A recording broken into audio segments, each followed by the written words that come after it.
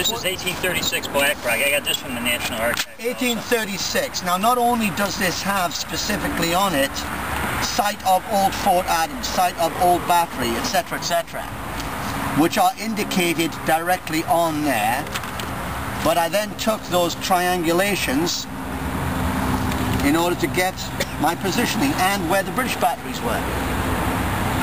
So I think fundamentally, as I've put on what is the current name of the street, we can get pretty close to whatever we're looking for, and I think you came up with pretty much the same.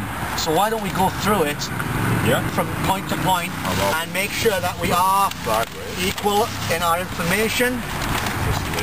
Yeah. So fundamentally, as I have it, first of all, in the 1814 period, additional batteries were placed down here, including the old Sow and a couple more. Yeah, that's Sow, so which you have between Massachusetts and Vermont. Where's Rhode Island? There's Vermont. Yeah, it should be right at the foot, which is exactly where the original marking is. So we correspond there. The next one over I have is between Massachusetts and Rhode. Yeah. Mass. You see there, no, they have it there. Right. They have Old Battery between Rhode Island and Massachusetts. Yep. So there's Rhode Island, Massachusetts. Okay, so we're clear there. Fort Tompkins, I have it at the intersection. It's Albany. This is New Hampshire. And so fundamentally, all of the food supplies and all of the immediate needs of the army had to be abandoned at Chippewa, and a lot of it was thrown into the river. And when they actually, there was a lot, in the mid-1800s, there was a large ice flow dam here that cut off the water to the Niagara.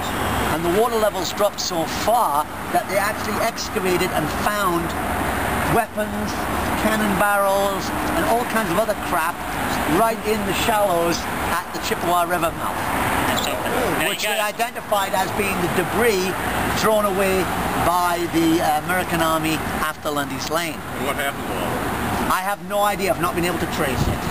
Now Ripley wanted to cross over. He didn't want to stay at Fort Erie. That's right. He wanted to come back, and that's when Brown summoned Gaines from Sackett's Harbor to take command of Fort Erie and outrank Ripley, who almost immediately asked for a leave of absence in a sense. But too, you know, the reason, you know, Drummond sent his orders through Harvey to Colonel Tucker, who got the nickname of Brigadier Shindy, was in charge of that British detachment that came over here, approximately 600 men. Their first objective was not Black Rock, it was Buffalo. Now, Tucker was under orders he could change that to Black Rock. His ideas were to cross the bridge and go up the south side of the creek all the way to the Williamsville Road, Main Street. Why is he doing that? The only thing I can speculate is that maybe word would get to Buffalo and people would try to evacuate. Yeah, if they wanted to stop the supplies in Buffalo, come back and then destroy the batteries and capture the boats in Black Rock. But there was another reason for them coming over here.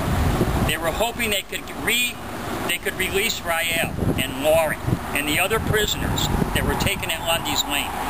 And it states right in Morgan's report that after he interviewed the prisoners, their goal was to free Rael, who already was in Williamsville, but they didn't know that. And can I ask a couple questions? The battle here, is that just a minor happenstance skirmish? Is it a major skirmish? Major. Small battle? Is it a large battle? It's a major skirmish, but it had incredibly major effects on the entire rest of the campaign in 1814. Is it a major skirmish, you would say?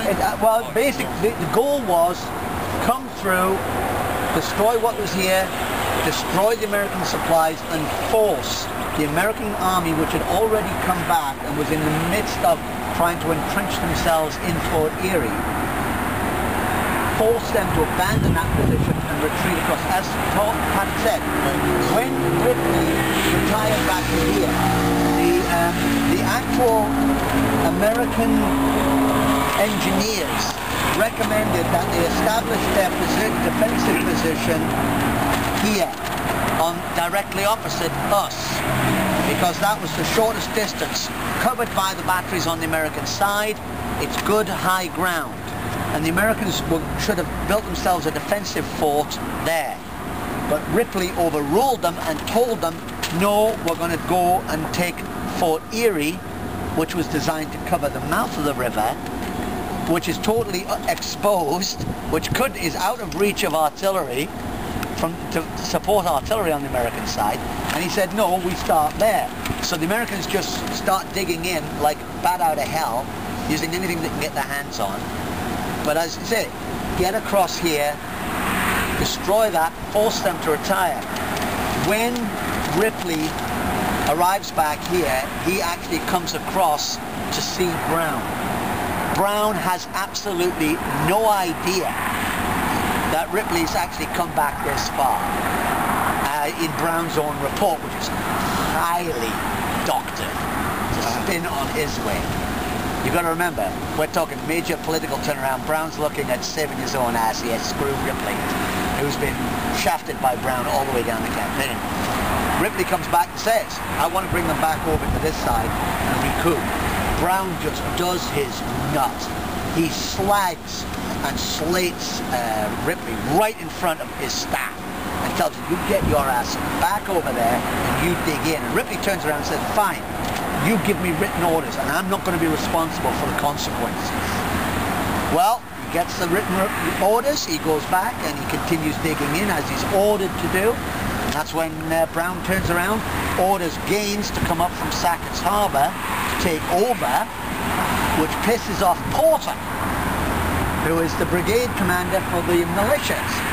And in fact, as Porter puts it, he sends in his resignation because instead of the command going down to him, it goes to an outsider. His words are, I have been brigadiered to death. What a lovely way to put it. I've been brigadiered to death. Egotistical monsters, all of them. I mean, the egos are incredible. And that was the biggest weakness of the entire American force on the Niagara in 1840.